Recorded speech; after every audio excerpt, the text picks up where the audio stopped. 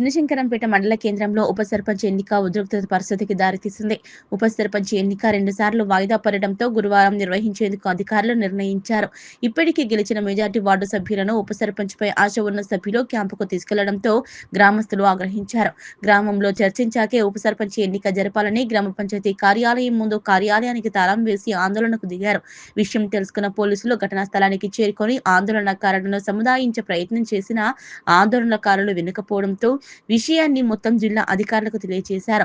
దీంతో పరిస్థితి బాగా లేనందున మెదక్ ఆర్డీఓ కార్యాలయంలో ఉప సర్పంచ్ ఎన్నిక నిర్వహించేందుకు వార్డు సభ్యులకు నోటీసులు అందజేసి ఆడియో కార్యక్రమాలకు రావాలని వార్డు సభ్యులకు తెలియజేసి ఎంపీడీఓ దామోదర్, రిటర్నింగ్ ఆఫీసర్ శివకుమార్లు ఆర్డీఓ కార్యాలయానికి వెళ్లిపోయారు.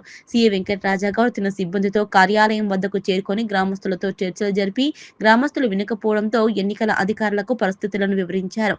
దీంతో ఉప సర్పంచ్ ఎన్నికలు ఆర్డీఓ కార్యాలయంలో నిర్వహించేందుకు వెళ్లిపోయారు.